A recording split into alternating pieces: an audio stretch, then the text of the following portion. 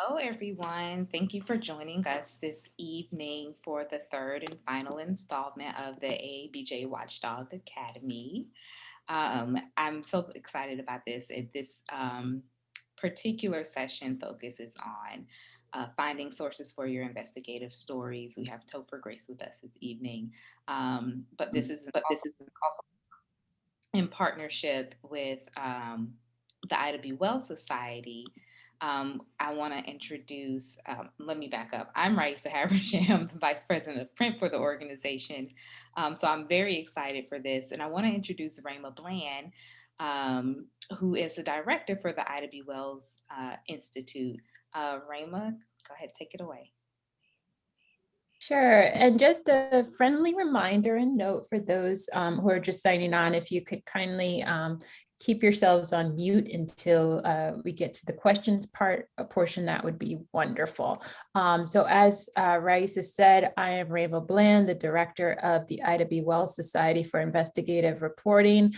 And I'm very excited for today's Watchdog Academy. It's really great to see some of our repeat offenders here. I can probably call them out by name: Roxanne and Indrani, Sarita. It's good to see you guys here again. For those of you who I didn't call out, but I still see you guys, it's good to see you all again here.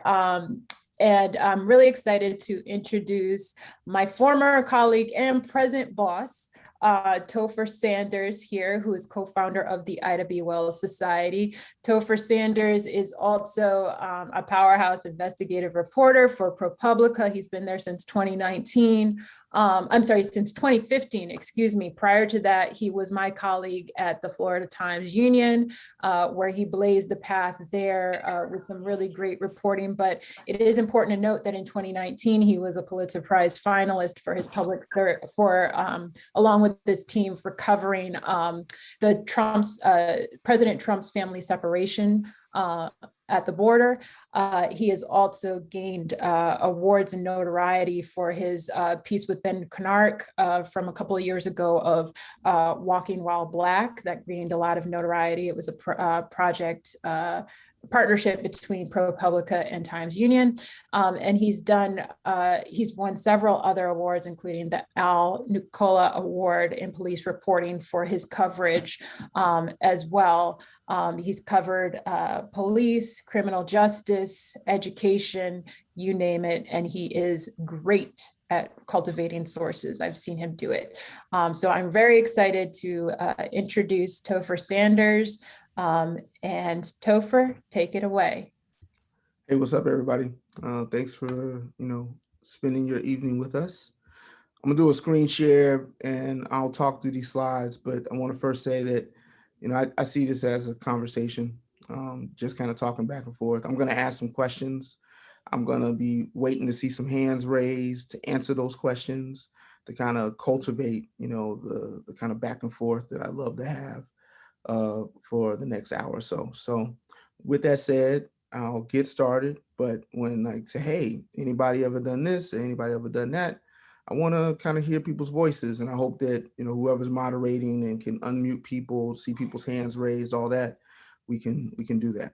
All right. So let me do a screen share and we'll get started here.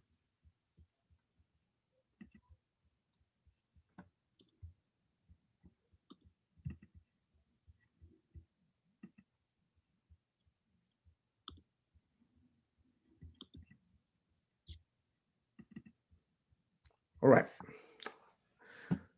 So, like I said, we're going to start out with some question asking. Why does sourcing matter in our game of journalism? And this is just for anyone to jump in there and provide their thoughts on why good sourcing matters as it relates to the work we do.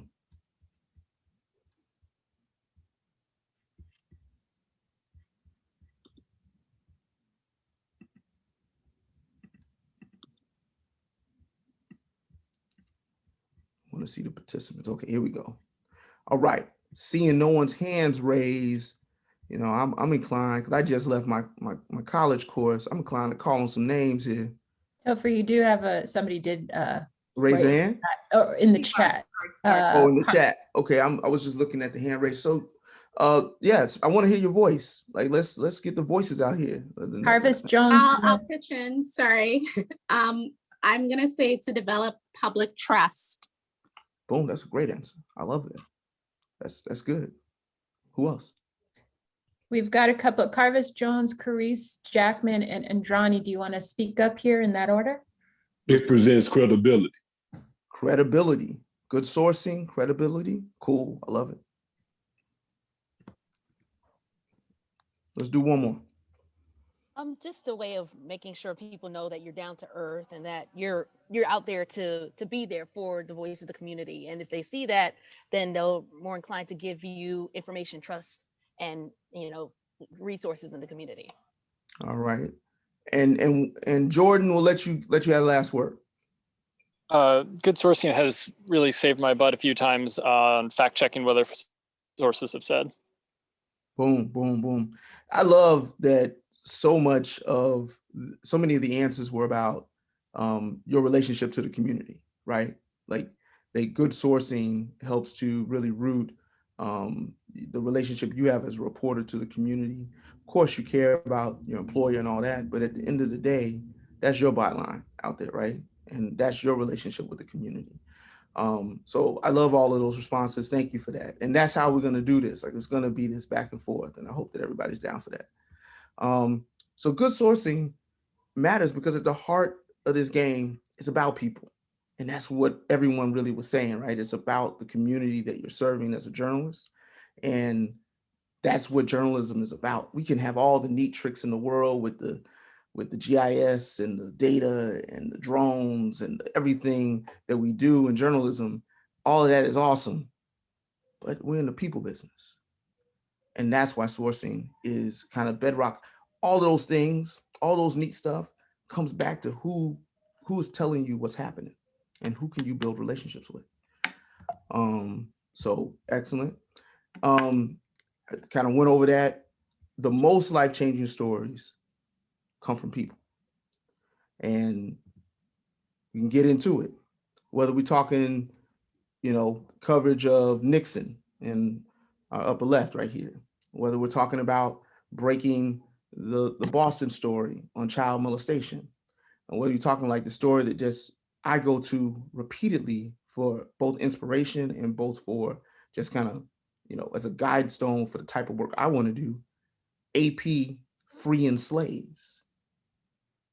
Freeing slaves. That's about people, right? So all of the neat tricks, all of the gee whiz, do you know R, do you know Python, all of that? Okay, cool. But do you know people? And that's what journalism is about at its core. So that's why sourcing matters immensely. All right, so you're new to the beat and you're trying to get your source game up. Do some reading. Get in them old stories. Note all the names in those stories. That's a laundry list of people that you now can begin your sourcing with, right? Most time people show up to the new beat or the new gig and they're like, man, I'm the swaggy dude, I'm here and all that. Man, read what came before you, understand all the things that led to that zoning meeting that you got to go cover. You need to read all the back stuff and know some of the players, know the people who left the zoning board, know the people who are newly arriving to the zoning board, read that material, know those names, and then start introducing yourself. Introduce yourself before you need them for a story, right? Oftentimes we arrive on a new beat and the one thing we do is we hauling at people when we need a story done. And that happens. I've done it. Everybody does it. But I'm at the top of my game when I'm reaching out to people and just say, hey, I'm new here. Would love to get some coffee with you. This is all, in the before times, right? Before pandemic. But, would love to get some coffee with you today. It sounds like would love to have a Zoom coffee with you and chat it up on Zoom and just kind of, I want to learn about what you care about. I want to learn about what you think is important. that open-minded, teach me, kind of approach them with that, you're the sensei energy, right? School me up. You approach them with that, people want to talk your ear off. And again, because they think they're smart and they want to tell you everything. But that's the beginning of building a good sourcing relationship, right? You're not asking them the big controversial question first time out the gate, the first time they're hearing your voice. They're hearing you just as a person. You get to share a little bit about your biography. You get to hear them tell you a bit about their biography. That's how you build relationships. And ultimately, this is not really a new to the beat element, but this is just more in general how if you're on a beat, you just can't kick your beat in the shins all the time. I fell into that, right? And I don't know, it was about the time that Raymond knew me. I was really feeling myself. My investigative juices was hot. I was out there every other week or something. I was killing them, right? With something blazing that they just couldn't stand. And guess what? They started to not stand me. So you have to cover a beat holistically. And that is part of sourcing, right? If you want to be an investigative reporter, which I did, that's why I started to do all accountability stories. And I kind of, in my mind, I was like, well, there's two of us. I was on the education beat. There's two of us on the education beat. I know I'm dope. Other cat is good. I'm gonna do all the accountability stories, right? And my man can take care of all the new programming and stuff like that. And that was cool for a minute. But then again, everybody gets sick of you when they see you coming. Because they know every time you show up, it's gonna be some mess. Because that's what you do, right? And that's not I'm not saying that's a bad reputation to have, but if you cover a beat, it's important to cover it holistically. And that's the good with the bad. They call it beat sweetener sometimes. I don't really see it that way. I think that's just being true to the beat. That lots of things happen on a beat. It's just not all bad. And so if you cover a beat and you really are getting your accountability and investigative juices going, you have to make sure you have some balance there. It just can't be all accountability or they will get sick of you. And that ultimately will start to turn some of your sources against you. So that's just something to consider. All right, any questions as we go on into this? Any cues so far? Because I'm not into just rapping at cats. If you got a thing, you want to say something, raise your hand. Let's talk it out. That's what we're here for. Okay, all right, cool. And I'm not looking at the chat, by the way. I'm just looking at these hands because I want to hear people's voices. All right, Miss Jackman, let's go. Hello. Yes, hi. Yeah, my name is Carice Jackman. I'm an investigative reporter, consumer investigative reporter here in the Nashville area. And so my beat is pretty much consumer investigations. And one thing I've had to take up recently, obviously, is unemployment and just helping people assist them during the unemployment fiasco that we're seeing all across the nation. And so one thing I have is like when you talk about holistically, it's like a delicate balance, right? Getting information from the Department of Labor, helping solve people's problems, but like you said, that fine line of not pissing them off too much. How do you navigate that in a sense of, do you still do stories where, the Department of Labor is, I guess, doing the right thing, but also holding them accountable? I guess some advice in terms of finding a holistic balance in that aspect. Thank you. No, it's a good question. I really see this as being an owner of the beat. Like if you really own your beat and you have a good sense of all the ins and outs of the things that are occurring on your beat, then you'll know those important. See, a beat sweetener doesn't have to be just some fly by night thing. It's an important substantive story, but it's just not kicking someone in the shin story, right? It's not full out accountability. Story is going to send some principal to jail, or it's going to create a bad day for the superintendent that day. And so I think that when you're talking to your sources, they know about things that are happening in the employment world that are significant. Like, there's this, like I'm imagining what state are you're in? You're in Alabama, Atlanta proper. Or I'm in Tennessee. I'm in Tennessee. Okay, so I'm imagining that in Tennessee, either you're talking to your sources in DC and they can tell you about programming that's making its way to Tennessee, or the cats in Tennessee at the state level, they know all about the stuff that is happening that needs to get out to consumers, important stories that are not accountability driven. And I think you have to have a balance of those. So I would imagine for me, the answer to that is to lean into sourcing on who can tell me what are the important stories. And then once you've been working that beat for a while, which I maybe you have, it becomes clockwork. You know the rhythms and the flows, and you know the ones that the stories that are really important, significant stories, good chunky enterprise stories that aren't necessarily accountability driven, but necessary and important. So that's how I did it. When I was working on, I had 2 beats in Florida. I had the education beat, and then I covered the mayor for like a hot second. And in both of those beats, that's the way I worked it. All right. Advanced. Go ahead. Someone else got a Oh, I'm question? sorry. Go for Yes, hi. I'm Sarita Weed, and I am actually hopefully transition to journalism from law. I'm probably going to use some of those same skills. I was curious, just in this context, we're thinking of sources particularly as like the voice of a person who's like the expert on the inside, but not necessarily like, we're not necessarily saying a source is maybe the consumer, or are we saying it's just like the people who are the put together the programs or who run the programs, or is it all inclusive? all of it, right? I don't think you can write stories without having a good connection to the people who are impacted by the stories and the people Yeah. who create and work the levers that generate the stories. I think it's all. I think all of it. Now, of course, people who are officials, you have a different kind of tone and approach to officials that you will with people who are impacted. Like they got different lives, they got different rhythms, all that. And for me, I find the more delicate relationships, the ones that I find to be more important to me, are the people in the streets, regular folks. Officials got all kind of motivations that you can lean in and learn to work and all of that kind of help you with that sourcing. But when it's real folks, they ain't got time for you. You really got to meet them where they at. They got jobs, they got kids to pick up, soccer practice to go to, and the whole thing. So that is when I think about some of the more challenging sourcing relationships, it has been with real folks trying to make sure that I'm meeting them where they are and I'm appreciating the lives they have going on, and that I'm being respectful of all of that while still working in the pursuit of journalism. So Right. my take on Thank you. sourcing is that it's all, both, and everything. Topher, Okay.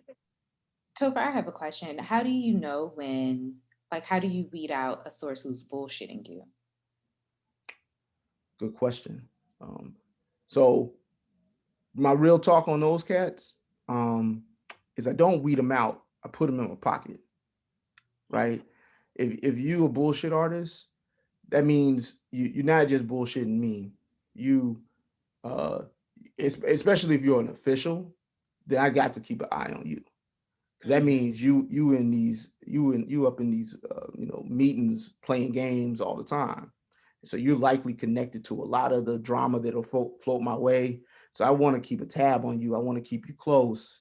I'm not gonna bite for any of your stuff, and I'll present my favorite game on that. Like if it's a bullshit official who wants to try to pitch stories all the time to kind of get you to lay in on issues that help them in their agenda, and you can you see that. I put my editor under bus all the time on that. Like this, oh man, I pitched that story hard, man. The editor just wouldn't bite. I don't know what to tell you, brother. Like that's how I work it, right? And so, and I keep those cats close because I don't trust those folks, and I want to make sure that I kind of get a sense of the wind blowing whenever I hear the name mixed in a thing. So I try to keep them as close as I can without feeling like they're using you as a journalist to execute their agenda. Sometimes it's almost impossible because those really good ones, they're in the seat of power, and so they do a thing and it's all garbage and bull, but you got to write about it because the thing actually has impact. So those sources, I've been blessed enough not to have to deal with a ton of them, but those can be tricky. So that's a good question. But I try to keep them somewhat close. All right, power of advanced research. So when you when you're thinking about approaching someone, you got to do the research first. And I'm thinking about this in the context of an investigation. I often am swooping into a thing where I don't know a ton of the players because I no longer am on a beat. I'm often covering something where I'm kind of new to the circumstance or new to the issue.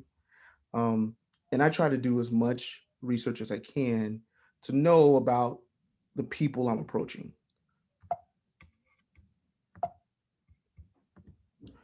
It allows you to make connections. So when I find out someone went to an SEC college, then boom, I got something I can talk about already. I can go in there and start talking about Alabama football or, whatever, just because I know that is already in their headspace. When I find out somebody, that their kid plays piano, like, cause I'll be on Instagram and I see the kid playing piano on Instagram.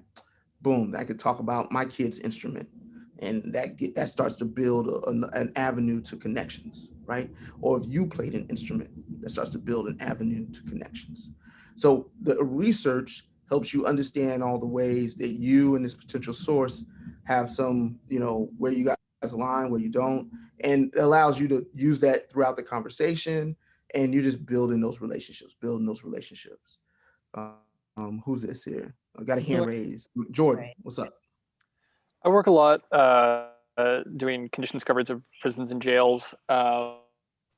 And I do advanced research on the folks who reach out to me with tips. And that often results in, that always in those cases result in people who are charged of often fairly serious offenses. How do you take advanced research in those kinds of cases for potential sources and prevent that from sort of tanking their credibility as a person to bring you a good tip? Because, if I then bring that information to my editor, who's quite good on this, I don't want to throw him under the bus, or public in general, they're going to say, oh, well, that person's a X, Y, or Z. So how do you prevent some of that advanced research from actually letting the rest of the story play out? Yeah, so when we're talking cats that are doing time, I don't. So for me, I have a very healthy skepticism about all criminal justice, everything, right? So when a cat is in jail, I have developed a good sense of not letting that color my thoughts of them. Now, when we're talking about your editors and you in the South and all of that, I get it because I dealt with all of that too, right? If your editor doesn't understand prison reporting and that some of the most, let's call it, unsavory cats are gonna have dope ass tips. That's just the world of covering prisons. They could have, they could have done the shit they in prison for. That don't mean the tip about what's happening in jail or happening in prison is no less credible. So that's a difficult thing. I've not had to convince an editor since I've started doing this work and where I'm at. I don't have to convince editors about the credibility of a prison tip. I just have to try to vet the tip. I'm not really vetting the person who gave me the tip. Does that make sense? Now, back in the day when I was at the Times Union, that was an issue. But that was just an issue writ large about prison reporting. It wasn't even about the particular person who gave me the tip. It was just that if I was writing about prisons or gonna write about prisons, all my editors who were of a certain persuasion already had they mind made up about what it could or couldn't be. And so I had to really have the goods in order for me to get a story across the finish line when I was in the South writing about that kind of stuff. So I don't know that any of that's a great answer for you, other than to say, brother, it's hard, work hard, vet the tip. I don't worry about vetting the person, but I agree and understand how your editors may worry about vetting the person. But I didn't really mind what the person's credibility was by their series of charges, the things they have been charged with in the past. I just want to know, could they provide evidence that the thing they were telling me was true? And these brothers got all kind of phones up in the prisons, and they be hitting me with mad videos and all this, and So yeah, that was how I dealt with it. So Jordan, that's probably not very satisfying, but that's the answer for me. Okay, so let's see. So, when we're talking about, walking up to someone's home, when you have that advanced research, it makes that door closing your face all that much harder. So you knock on the door, you say, "Hey, sir, I'm here. I'm with the Times Union, and I'm working on this story. And I know that you were in the mayor's budget office, and I want to talk about blank to blank to blank." And they're like, "Yeah, well, blah blah blah blah." And then I go, "Well, I was talking with Bob at Wednesday basketball, and he was saying," and they go, "Wait, Bob at Wednesday basketball? How you know I go play basketball on Wednesdays?" So once you hit them with something like that, then they want to know about everything else, right? They before you leave their premises, now it turns into them trying to vet you. And then they go, "Well, how do you know?" I was like, "Well, if you don't mind, if we sit down, I can tell you a bunch of stuff, everything I've learned." And they're like, "Come on in." And then, or you're in the house and they giving you the hard drive and the whole thing. So that's part of what is that advanced research that allows that conversation for you to drag that conversation when you're standing on that doorstep out as long as possible. The longer you can drag that conversation out, the more likely you're going to get information that's going to help you with your investigation, with your reporting. Everything's to prevent this face, because this is the face you get when they're looking at you like this. And so all this research is to prevent folks looking at you just like that. All right, more on research, where you can do it and all that. So news clippings, Google, social media. So listen, I can't even tell you how important it is to hop on Cat social media. I don't even use Facebook, but I'm still on Facebook just for the gig, right? And I'm just because I'm just not my thing. I'm late to these. I'm late to Instagram. I'm late to all that, but it's for the gig, right? Do it for the gig. So all of these spots, people are pouring their lives out on it, and it's all very stereotypical and true. Your young people are on TikTok and the gram, your old people are on Facebook. And I mean, it just is how it is. It just breaks down like that. People with children and kids, they're on Facebook because they want to share their baby pictures and all that stuff with the grandparents and stuff. So just understanding how people live their lives will tell you where you need to go to, identify them. You can find out a decent amount about your professional folks on LinkedIn. And LinkedIn offers these little trainings. And if you don't know this, you should find the LinkedIn. I don't know, if we have a connection to LinkedIn or not through IDA, but they offer these trainings, and the trainings allow you to get a LinkedIn premium. And the LinkedIn premium allows you to like really see cats LinkedIn and send them in messages and stuff like that. I just finished doing this a few investigations by NYPD, and LinkedIn was my friend, because all these NYPD cats were on LinkedIn, and I was able to hit them up in the inboxes in LinkedIn, and it was really helpful. So social media has been my immense friend in recent years for my investigations. Just can't get around it.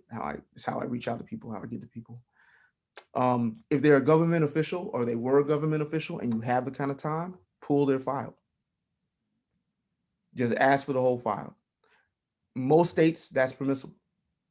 And so you get the file, it's gonna be all kind of good stuff in there that gives you insights about that person. But if you have a longer lead time, if there's a shorter lead time, that can make it tough because it can take like a week or so for you to get it. But ask for the file. Friends, neighbors, coworkers, all great places to go when you're looking to try to learn about somebody. Another good source. We often forget this, right? You got a stable of sources already. And if you're working local, which is what I've done my whole career up until I got to ProPublica. So I've been doing this ProPublica thing 5 years, but everything before that was all just local reporting. Your good sources, man. We in towns, unless it's New York, Chicago, LA, every other town pretty much operates like a small town. And even places like Chicago and New York, once you get to the core of it, operate like small towns. So you likely have a source in your Rolodex already that knows the person that you're trying to get to. So just go through your Rolodex a bit, think about it. Where are these people? And what connections could they have that from folks that I already know, that already trust me, that already know I'm a dope reporter and that I'm to be trusted. So don't forget those. Court records, they're beautiful. All of it, civil, criminal, divorce, crazy information in all of these files. You got the lead time, go for those. Property records, again, mortgages, titles, loans can tell you a lot about a person. You know, all of our city council folks got all these side gigs where they got these houses that are in disrepair and such, and you can see all that in the mortgages. So get that stuff. Bankruptcies, taxes. So IntelliTechniques is great. It's a little resource that allows you to search social media sites. Now, Facebook and Twitter have tried to get really tight on how these like third party sites interact with them. So I don't know how great IntelliTechniques is today, but 2 years ago it was great for going in there and searching Twitter. You can give it parameters to search Twitter, parameters to search Facebook, and all those public facing tweets or Facebook posts. IntelliTechniques can search it, and there's new avenues for that too out there. There's a bunch of sites that allow you to search Facebook and Twitter. I use them sometimes. So I save these at the bottom because they cost money. But what I did when I was at Times Union and we didn't have access to this, I always had a homie somewhere else in journalism that I would hit up like, yo, man, I need that Nexus Lexus real quick. What you gonna do?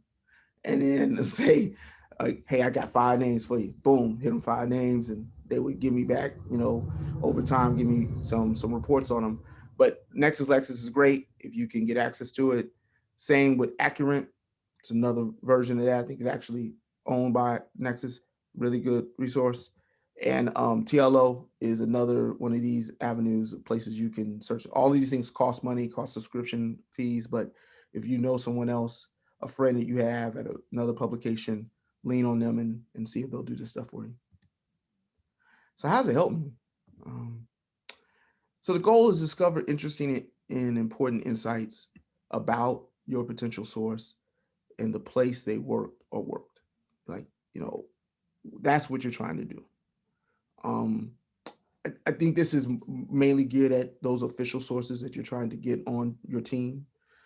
For real people sources, that you're often coming to real people sources because you already know they have probably interacted poorly with an agency or an entity or a business or a corporation. So their motivations or desires to talk to you are very clear out the onset. If they were aggrieved in some way, it didn't work out for them, then that's why they would have any interest in speaking with you.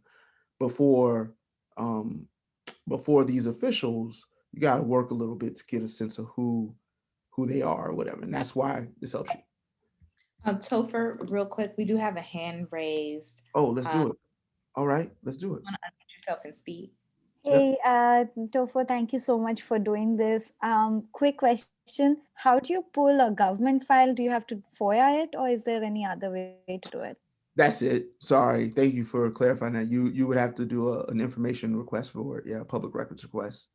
And so whatever the mechanism is in your state for that, that's what you would do. Great question. You're especially looking for areas where your source may have common ground, right? This is what I was saying to you earlier about, I had this source in when I was in Jacksonville. The administrative assistant for the superintendent was a good source, not like a source that I never got no secret documents or nothing from the administrative assistant, but she just would tell me, oh yeah, they in there fighting about that thing you just wrote. Like, I would just get things like that from her. And so what I remember is that she loved one of those singing competitions, The Voice or something like that. And I used to watch it like all the time. And then I had a kid and I had time. to sit down and watch it because I was like, doing something with a kid. And so I didn't watch it as much. But every time before I went in to see her, like I went in, I knew I was going to be at the superintendent's shop. I would get in, I would Google whatever happened in the voice. Boom, boom, boom, boom, boom. Come in there like, man, I cannot believe they kicked off so-and-so last night. Did you see that? Da, da, da. And that was just what we talked about. And that was our connection. And that helped us have a strong relationship. And whenever I needed her, like I call up, say, hey, when they gonna do that meeting? I know they're trying to do that meeting. She's like, yeah, it's on the calendar. It's gonna be blah. Like she always hooked me up. So that's what you're looking for. Did you attend the same schools, church as a person? Same group of friends, teachers. You geek out on the same comic books and fantasy novels. When Game of Thrones is on, I source through Game of Thrones like every day, right? And it was great. So that's what you're looking for. TV shows, sports leagues, taste in music, hobbies, pets. You get to know the kind of things that have happened in people's lives. And that's when you've gotten a little closer, and it happens. There's this, and it's tough to kind of sometimes know the boundary points. I think I've reached a place in my career where I'm good at it, but the longer you know a person, you will share moments of hardship and tragedy with each other. And it just happens. It's just part of life. And in those moments, you have to be your human self in those moments, right? I put the reporter hat down and pick up another hat. So those are also things that connect you to people. Yep. For initial contact approach, we kind of talked about that. Approaching the source cold. So this is out the blue.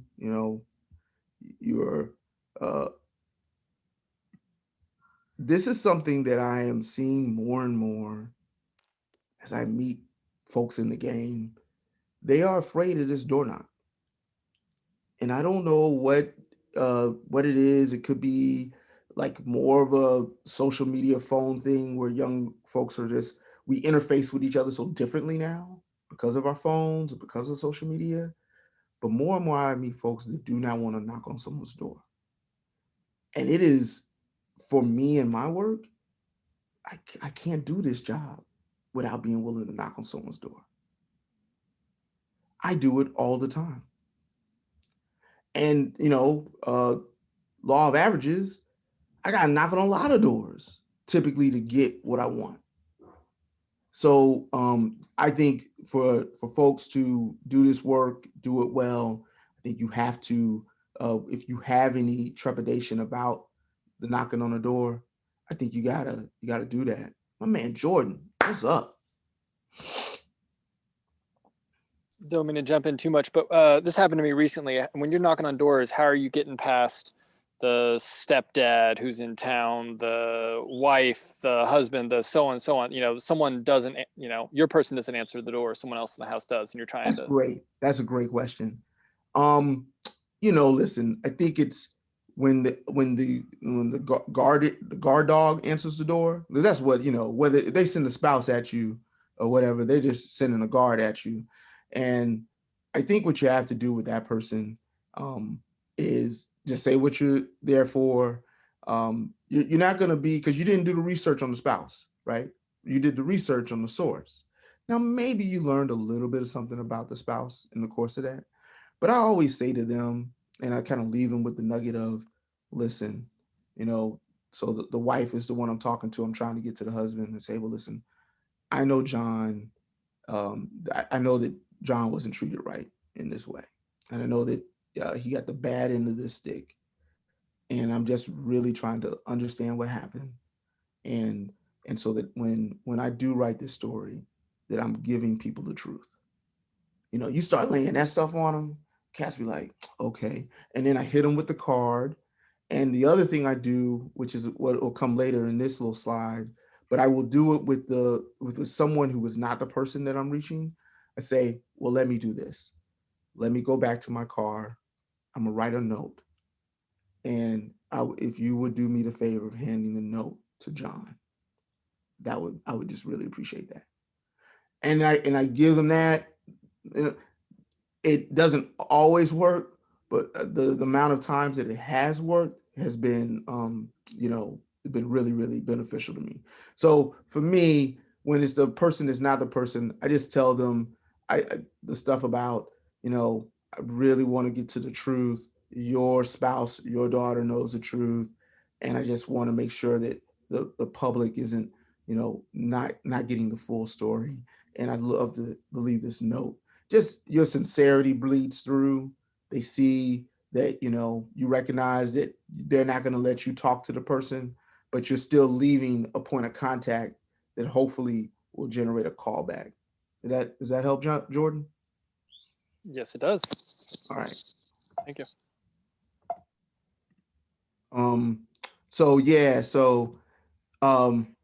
A blind call, it generated one of my best sources ever.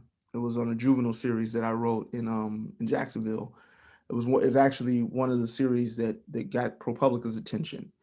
And I had been told about a source that was a Department of Juvenile Justice source in Florida. And I just called this person at work. And the person answered the phone and I told us, like, yo, I'm interested in writing this. I've been talking to these people. They mentioned your name and I would love to, learn more. And the person was super eager. Like, oh man, yeah. Hold on, let me go talk to my boss. That's the worst thing a reporter wants to hear. You're gonna go talk to your boss. And came back and said, they said I can't talk to you. I said, okay. How about we do this? How about we do this? I'm gonna send you an email. I'm gonna ask you the same question in email. And you tell me in email that you can't talk to me. And how about you and I meet for coffee? And she was like, what? I said, yeah, let's meet for coffee. Okay. And so I sent her the email. She responded that her boss had said she can't talk. We met for coffee and she became my best source ever. And that came from a blind call in just to see. And like this, the idea that, I didn't know what was going to happen with that, but she just turned out to be fantastic. Really cared about the issue and wanted to help me out. Hey, Ms. Jackman. Yes, hi. So I love that you said that because I never even thought about that. When you do that, do you say to them, like, let's meet for coffee off the record? We're just talking. Is that kind of how you approach that until you gain their trust? Yeah, absolutely. I totally offer up. I acknowledge it's a little easier to do in the work that I do now where, my deadlines are way long term and all that. But I'm giving you this to say, I was at the Times Union when I did this. This wasn't like ProPublica. This is at Times Union. It was a project that I knew didn't have a fixed deadline, even though I still had daily duties. So yeah, I totally offered up to a person like that who, I do not intend. So that person never appeared in any story I wrote about juvenile justice. Never appeared in any story. That wasn't what I needed her for, right? And so I totally offered up the idea of it's off the record, it's on background, blah, blah, blah. I'm not looking to put you in a bad spot. I'm just trying to learn about what's going on with these kids. And she was with it. And I got all, you're not supposed to see this stuff. I was getting all the kids' files. You're not supposed to get that stuff. I was getting it all because she cared about the kids and felt like the system was not protecting them and that exposure and sunlight could make the system work better, right? So, but yeah, totally offer that up. Got to be yourself. I find this to be a thing for younger reporters. They're trying to figure out who they're going to be in journalism. What's their style going to be? What's their delivery? All that. It's a real thing. I had to figure it out, like we all do. But once you do, be that person. Be yourself. You got your neighbor. Like when I was at the TU, I sat next to a guy. God bless him. He recently died. He cussed his sources out. And that was just his style. And it works for him. He pick up a source. Hey, what's up, motherfucker? Da, da, da, da, da, da, da, da. And you know he didn't look like me, right? Because you know I can't get on the phone talking to somebody like that. And so that's how he got down, and it worked for him. It didn't work for me. Don't work for me. And so everyone has to find their style, find who you are, and be that. Don't be something else. Because cats will sniff that up, particularly your real world people. People out here dealing with these issues, they don't want to deal with the fake. So, what's up, Jordan? Just your story about your juvenile source. I'm dealing with some agencies that their FLACs have things pretty locked down. How are you getting around the FLAC? How are you cold calling people and actually getting them to talk? Yeah, so that's kind of a bottom up thing for me. So just to give you the lay of the land on how that worked, I knew about some lawsuits. I talked with some lawyers. The lawyers connected me to some people who do the juvenile justice work, either in the advocacy realm or they actually work for DJJ in Florida. Connect me to some of them. They started dropping mad names on me, people, and I come to them and say, who on the inside cares about this? Who have you had a sidebar chat with that would say stuff to you in the sidebar, but they got to keep it hush hush? They really riding for you. They really care about what you're doing, but they can't really expose themselves like that. Who's like that? And they start giving me a few names. That's how I get around. And I call those people directly. And I use the services out there for you to find people's phone numbers and hit people on the hip, hit people on the cell phone. I haven't tried to use a FLAC for anything in forever, because you're right. All the FLAC is there to do is to prevent you from getting your story. They're not there to help you. I end up talking to the FLAC at the very end when I say, hey, okay, I need the chief of police to talk to me about blank, blank, blank, and blank. But before that, I'm calling all of the people in the middle of the agency straight to their cell phones, trying to catch them in the evening, not calling them during work time. So this thing where I called this source at her job, that's like a rookie thing. I wouldn't do it today, but I did it and it worked out.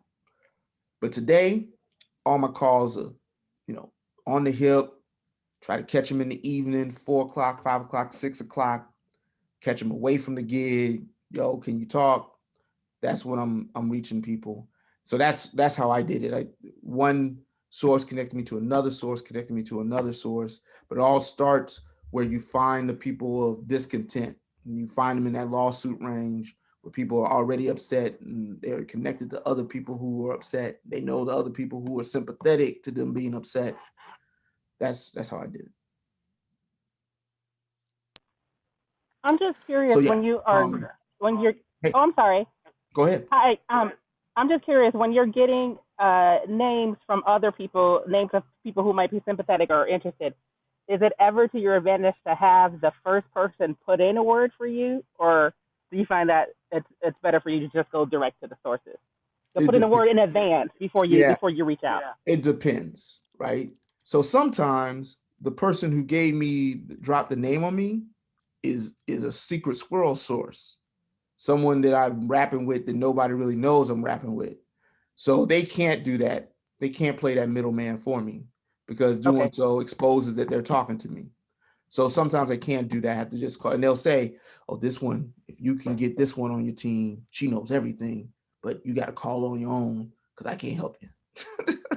Right. So, and then other times they're connected and they're friends. And they say, I know so-and-so, let me talk to them first.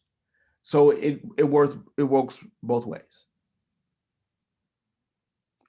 All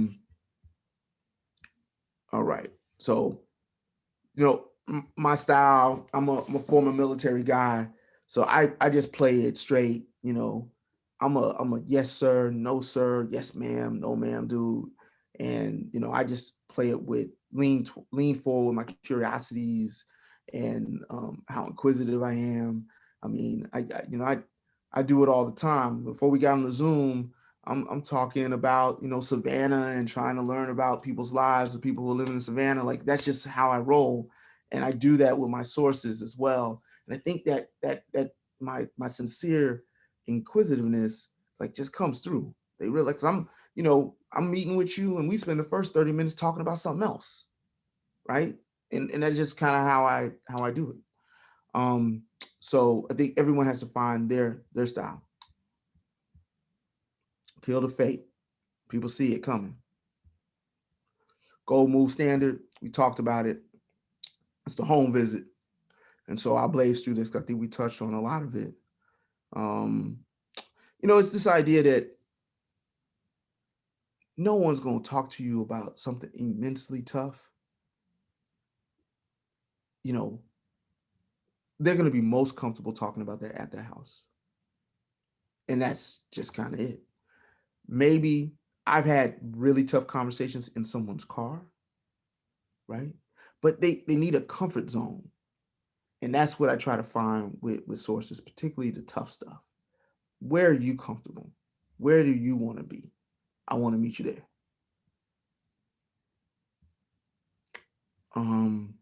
Let's see. Yep. It's the comfort zone, feel more secure, blah, blah, blah.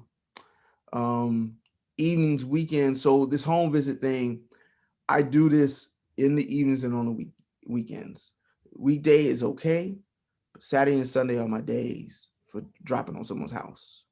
Those are my days. And that's where you kind of turn the prospect of what you do in this game a little inside. Like, that's my off day, right? That's my off day. But that's when I was out there grinding. And especially, I wouldn't, make too much of it because my wife wasn't going to stand for all that. But I would say, hey, I need to go do these two visits real quick.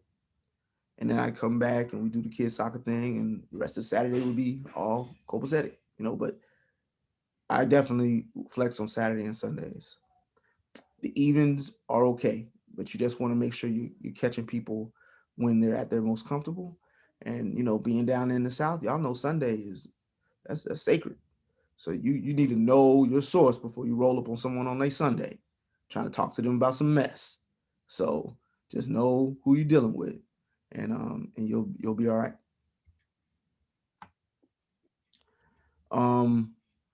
Yeah, that's it. If they're not gonna meet at the crib, the real goal is you want to get face to face. Roxanne has a question for you, Topher. Hey, cool. Hey, Roxanne. Hey, so I am definitely one of those people, when I think about knocking on someone's door, I want to throw up and I'm filled with anxiety. Yeah. What do you tell yourself? Were you ever that, maybe not that bad, but what do you kind of do to psych yourself up if you're that kind of person that you're like, oh. Yep. You know what it is, Roxanne? So I'm probably, maybe you could tell, I'm a little more gregarious than maybe the average cat, right? So that's one thing. I acknowledge that. But I have friends who are not. They're really, some of the investigative reporters that I admire the most are not, they're introverts and quiet and all of that. And for them, what they've told me is that the story mattered that much, right? Whatever it was they ended up working on, they found the thing that mattered that much to them as a reporter. And that, yes, there was still some trepidation about knocking on that door, but they knew that behind that door were answers to this important story. And so they ended up getting to a place where they could make those home visits and knock on that door because they cared about the story. So I think some of it's that. If the story is meh, then getting up to knocking on that door may be a little much. But when you find the thing that you care about, I think you'll be all right. So face to face, you get that body language. It helps you with these tough interviews. It allows the source not to shut down. Like when it gets tough, you start asking the tough questions. When you're on the phone, click. When on the phone, I gotta go. Whatever. But when you're right there in front of them, it makes it tougher. They can't run away from you. And then they don't get the silent help from someone that you can't see. And that happens a lot with the officials. They want to get on these phone calls and they got lawyers sliding them paper and all that kind of stuff. So when you get face to face, if the lawyer's sliding them paper, at least you see it. So I want to be in front of them. So this is where I talked about the handwritten note. Magical, absolutely magical. In the context of leaving it with the guard dog, it's okay. But when I've done a knock and I've had to leave the handwritten note wedged in the door, there's something magic about someone coming home and seeing that someone showed up at their house and wrote them a note. It just, nobody gets that anymore. So when that happens, they are just compelled to call you. And for me, it works all the time. So I say you got to do that. If you down to knock on doors, you got to make sure you got your language right for your handwritten note that you're going to leave for them, because it's magical. Topher, I have to ask, you say leave a handwritten note, what kind of language do you use? And, having speaking with like women colleagues, have they done it and what's been their experience? I know for me, if I was a source and I came home to that, I'm thinking, who is stalking me? So, can you talk a little bit through the language there and what's been the reaction, I guess, mixed reaction among your colleagues? Yep. So, yes, I will say that my female colleagues do this as well. I think it's about it. I won't even say is that there's some magic in the words on the page. It's just the actual act of doing it. So my notes are pretty pedestrian. They are, what can I think about it? So I knew about this. I think there's a slide of it later in the thing. And, we getting, what's our time on this? I know Our time, it's 7:32, but we can go over if that's okay with you, right? I'm good, but I didn't know everybody got like the cooked dinner and stuff. I don't know what's going on. So well, we are at our time, so anybody who would like to leave is welcome to do so, and we won't be offended, and we'll be, we don't want to hold anybody up from dinner. But I know some people do still have questions they want to ask. So my language on these notes is really pedestrian. So I'm thinking about an instance where I was trying to convince two former investigators of the public defender's office to talk to me about something. And in the note, I think I said, because I went to both their homes and they were both not there. And I simply said, hey, my name is so-and-so. I'm a reporter with so-and-so. And at the time I'm knocking on the door, I think I had left a few messages. I said, I also left you a few voicemails. I stopped by because I'm working on story blank. And I know that you understand a great deal about this. And I'm just trying to get to the truth. End of note. Give me a call. Here's my number, blah, blah, blah, blah, blah. And that's it. And so I think, so that there's nothing really magical in those words. I think the magic's in the action. It's like, damn, he wrote it out. This is handwriting. He got some janky handwriting. Like, like all of that is what is kind of like, they're just like, man. And they call. And in that case, the investigator called me to say, I did get your voicemails, Topher. I got your note. I know you want to do this. I'm working with attorney blank. I'll be in touch. You feel me? Like, I was like, all right, that's what's up. I'll be waiting. But once then he hit me up. I got a cell then. We connected now. Right? So, and then so this, let me back up here. So I working on a story about a kid that had been falsely arrested. I called the lawyer. Lawyer said, hey, yo, let me talk to the kid. The kid was like 18 or 19, I don't know. And let me talk to the kid and see if he's interested in talking to you. So I bet. He hits me up like the next day saying, ain't gonna work out. Dude don't want to holler at you. I was like, okay, word. All right, that's what's up. So I happened to be out in his neck of the woods. And I'm like, yo, I'm by this kid's house. Let me just swing by real quick. So I swung by. I dropped a handwritten note saying, hey, man, I just want to get to the truth, man. That's it. I understand this thing happened to you. It was horrible. And I just want to get to the truth. The man hit me back that day, gave me everything. Talked up everything. And I ended up writing it. And that thing went bananas on the net because it was this kid. They went to the same high school. They were the same age. And they had the same name, Cody Williams. And that's how the cops ended up arresting one dude. So they arrested the dude on the left and left him in jail for a month. because they arrested him on statutory rape. And so my man on the left like, I ain't raped nobody. Like, you got the wrong dude. And then they told him, no, we looking for Cody Williams. Dude, there's another Cody Williams. Like, man, we've heard that before, bro. Like, no, you got the wrong Cody Williams, man. And they were looking for the dude on the right. And so that's the dude's house I went to on the left. And that's who I left the note for. And that's who called me back after his attorney said he wasn't down. Mm. So just that persistence helps you get to the story. And this thing went nuts. All right, so I'll blaze through this real quick. Why not email? Why not Twitter? I think it's all very self-evident. I want to have these conversations with people. I'm not the more you put in like these writing phases, especially these electronic writings, the easier it can be for people to shut you down and to move on to the next. So it's not what I'm looking for. They can try to show your stuff to other people. You can use them, set up meetings and stuff, but I avoid getting into long, protracted stuff with people in those kind of writing spots. Just not ideal. So where do I find sources? Everywhere. There's sources everywhere. And you open your mind to that and start thinking like that, you'll see it. So, your assistants, your Uber drivers are sources. I've had some Uber drivers tell me way too much of their business, right?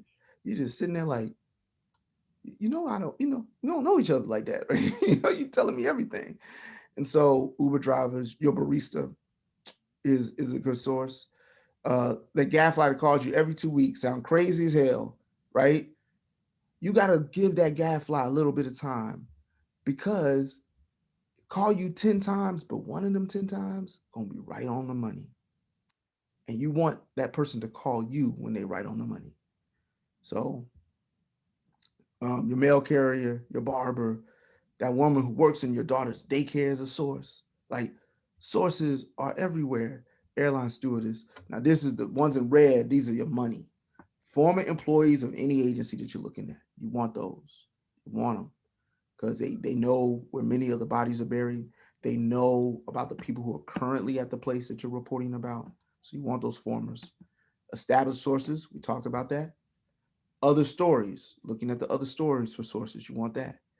Footnotes of audits and reports. You're going to see, people skip over the footnotes, but you want to look at the footnotes. Footnotes give you primary source information, where they got this thing that they're reporting about in this audit, and then, how you can go get that report. And in that report, there's more names and more people to start looking at. Yes, ma'am.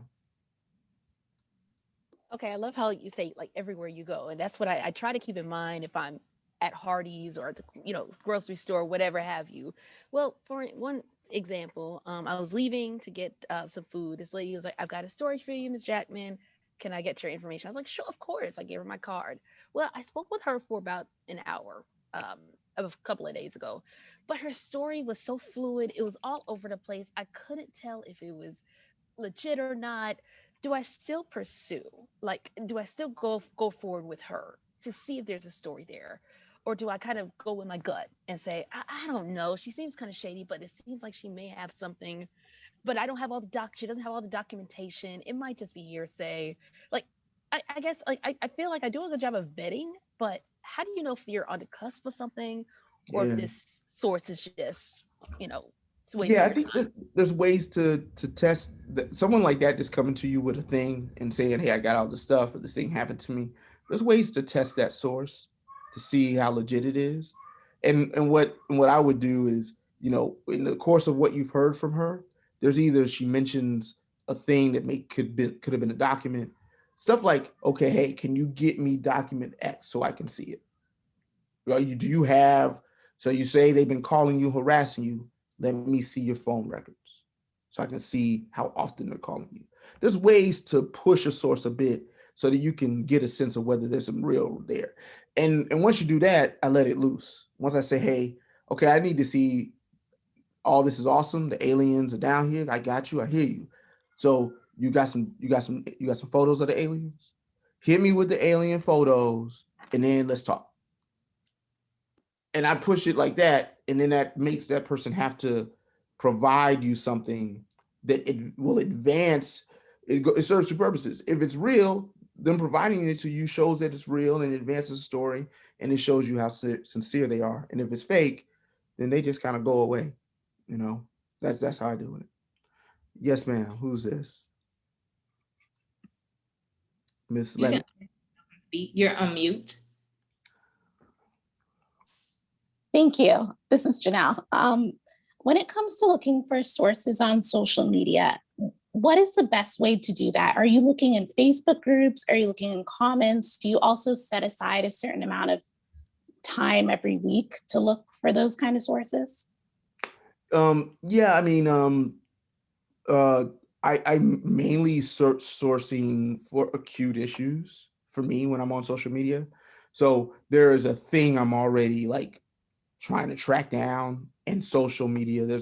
I already know that, okay, let me go in here and see if I can do a keyword search for this thing I'm interested in, right? Like early in COVID, everybody was writing COVID stories. There's some real neat ways to search, like, you do nurse COVID in social media in the early days. When it very first popped off, you would see people, I'm a nurse at so-and-so in code, and you would get these tweets from people reporting about their own experiences. Those became potential sources for me. I'd hit them up. Yo, hey, we're working on a story. Can you talk? So that's how I acutely use it. So I don't have like a set aside time for me to like search social media in general.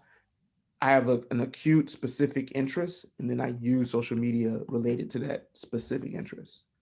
That's how I tackle it. All right.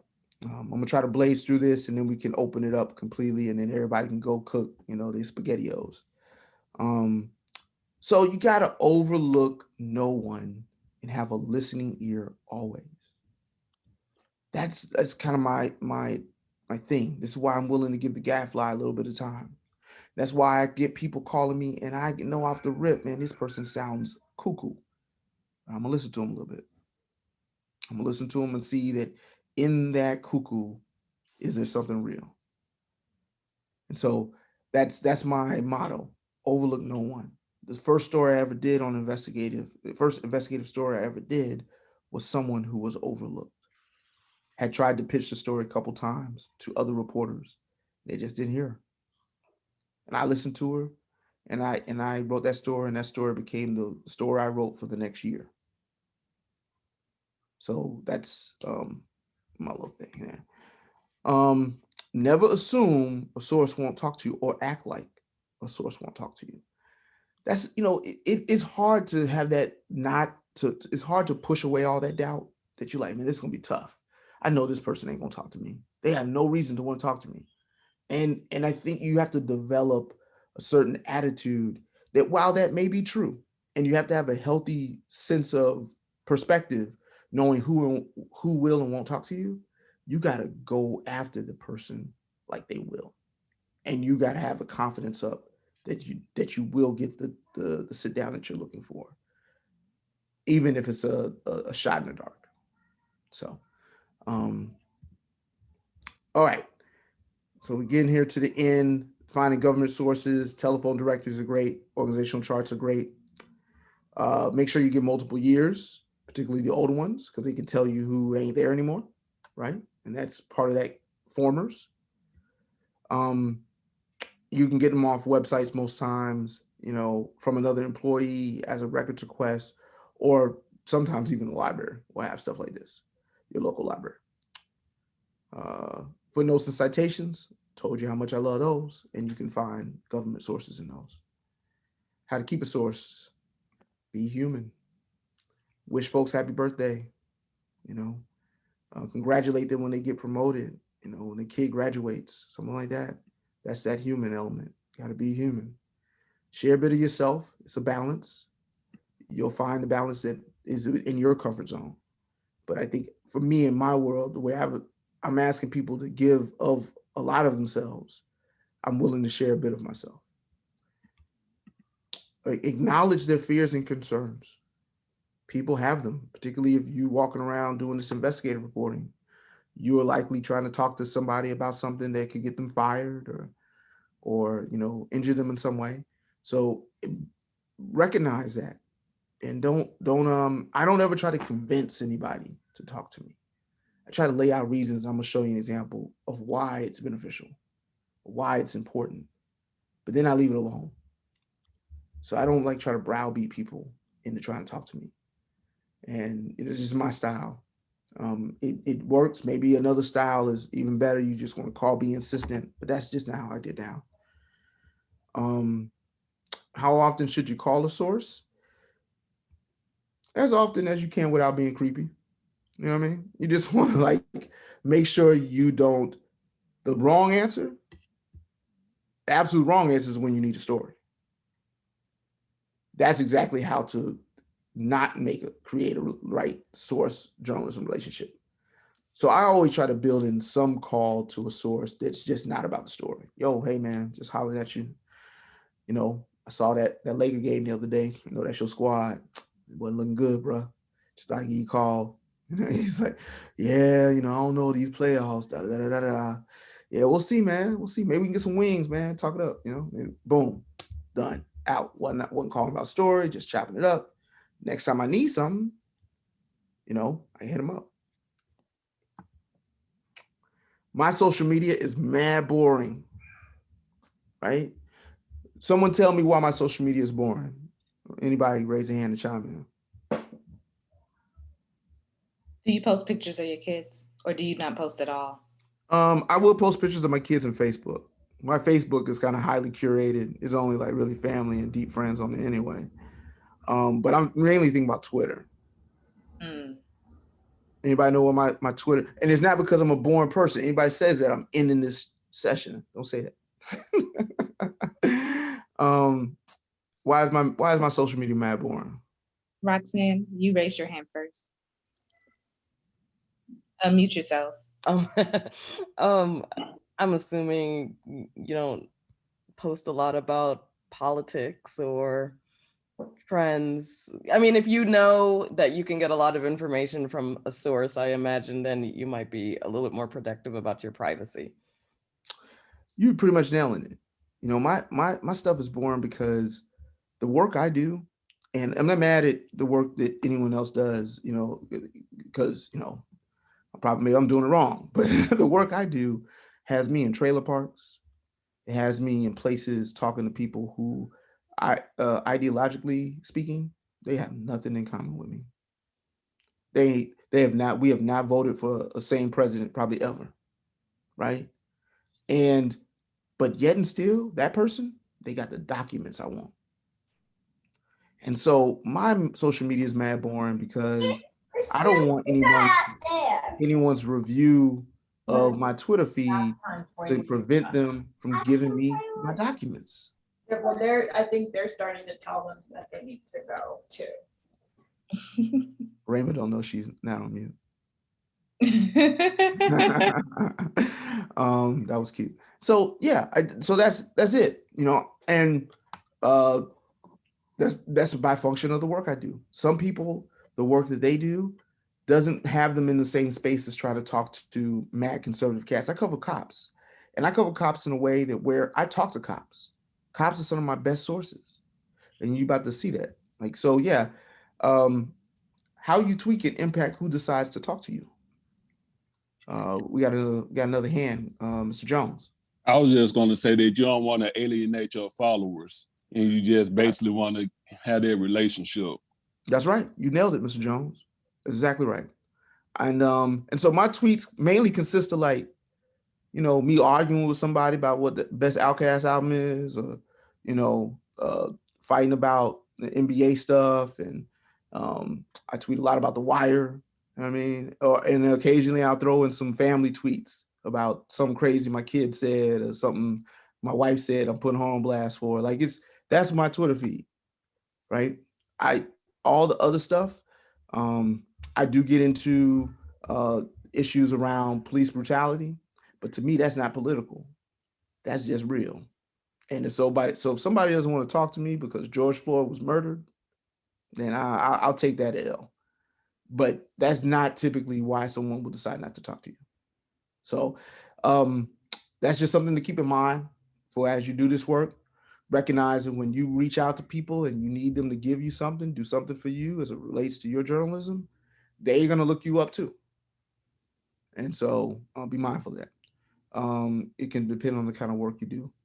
All right, real quick, and then we getting out of here. So this guy here to the left, his name is Mike Osgood. He was the head of special divisions for all of New York City. He was the guy who helped bring in Harvey Weinstein. He's a guy who, you can name any big sex assault case out of New York. His shop did it. He was the principal lead on it, right?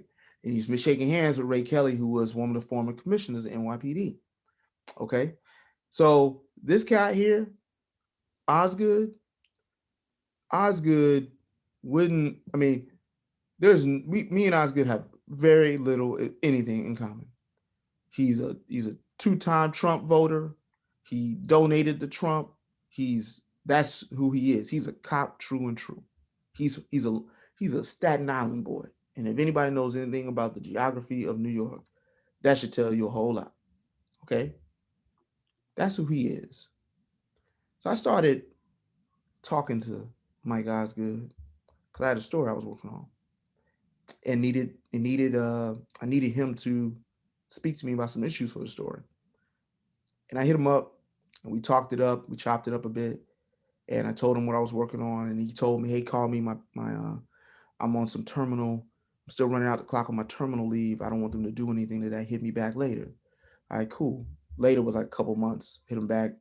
He said, okay, cool. Topher, I don't want to go on the record with this stuff, man. I don't want to go on the record with this stuff. I'm like, all right, that's what's up. That's what's up. We talk some more. I say, well, listen, let's do a background check. Let's do a background interview. We do that. And then when it gets time for me to really write my story was about how NYPD was obstructing this office in New York called the Inspector General's office, which had all the rights and privileges to evaluate NYPD, but NYPD was not providing documents, records, and was not providing witnesses. It was doing all the things you think NYPD might do. And so he knew some of the inside because he had faced retribution because he worked with the IG on an investigation. He was cooperative, and for his cooperation, he faced some retribution. Ultimately, he retired after that retribution came his way. So I wanted to talk to him about that. And so finally he hits me up and I say, okay, it's go time. I'm about to write this story, Mike. I need to get this stuff that you told me on the record. And he just straight up said, nope, can't do it. Can't do it, Topher. I'm scared. And he's seen the belly of the beast, right? He's been inside NYPD, so he knows what the deal is. And so he's scared for, I guess, legit reasons. So I sent him this note. Said, thank you, sir, for being so candid and clear about where you landed on this. Also, thank you for the trust you've placed in me. I don't take it lightly. I would only ask that if you change your mind, please let me know. Your voice would be incredibly powerful in helping to turn the trend around, that NYPD can just do this to people for simply doing their job and working hard to serve New Yorkers. It would set a standard for the new mayor and let them know people are watching and people do care about the mission of outfits like the Inspector General. I just wanted to make sure you heard my perspective. Your voice could help change the culture of how the NYPD deals with the IG and any other officers who cooperate with the vital role it plays. Send him that note. Like a day later, he hit me up. He said, thank you so much, Topher. That was really well said. And then like 2 weeks later, he called me out the blue. See, because I sent this note and let it go. This is what I'm trying to tell you. I wasn't trying to convince him to talk. I told him why his voice was important. 2 weeks later, he calls me up. He said, dude, I can't do an interview, but I got a statement for you. We wrote this story. It's called Inspecting NYPD Puzzle Palace. It was about the IG's office. So we wrote it up and he gave me the statement.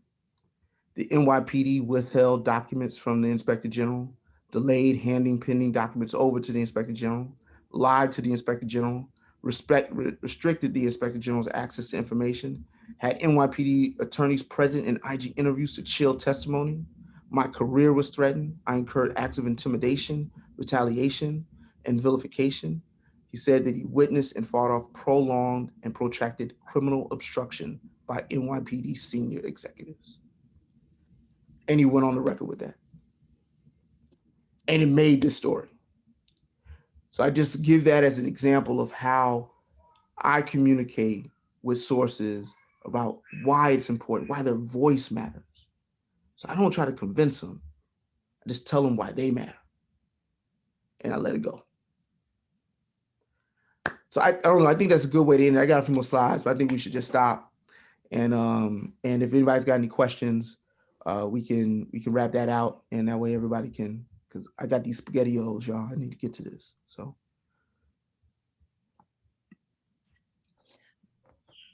Does anyone have any questions? Maybe we can take one or two before we wrap up. And also, I mean, if you wanted to ask Topher a question offline, Topher, do you mind sharing? Absolutely not. Yeah, please share. It's Topher.Sanders@ProPublica.org. Hit me up with anything. Yeah. And as always, we will be sharing the video, the link to the video after this. So, you know, there's a lot of activity on Twitter right now. Topher, your quotes have generated quite a bit of interest. So I'm sure there's going to be lots of requests to watch the video. The video will be available in the coming days. We'll make it available. Okay. All right, it looks like we don't have any questions. Thank you everyone for joining us this evening. This is our third and final webinar in our AABJ Watchdog Academy series. As you all know, those that attended all 3 sessions get a certificate at the end. And those that attended also have the access to the previous presentations as well. I want to thank Rayma Bland with the Ida B. Wells, director of the Ida B. Wells Society, for helping us put this series on. And our previous guests, Ron Nixon, Kay, and Selena. No, did I say her name correctly? Helena Salomon. Yes, thank you. And Topher, who joined us today, thank you all for your contributions to the series. I put Topher's information in the chat. He's also on Twitter at Reporter Topher, although as he likes to describe his Twitter, it's pretty boring. But thank you all, and have a good night. It's been great meeting with you all. Hope we'll see you again at upcoming workshops. Thank you so much. That was great. Bye-bye. Thank you. Welcome. Bye-bye. Reese. Thank you so much. Hey, Raisa, my classmate. Bye, girl. Bye. How are you? I'm good. How are you? I'm good, girl. You see, I'm at work. I'm finally back in the newsroom. They're projecting we'll be back, I think, mid-June or mid-July. So. Oh, good. Take your time. Good seeing you, sis. It's good seeing you too. I'll talk to you later. All right, keep in touch. All right, bye-bye. Bye.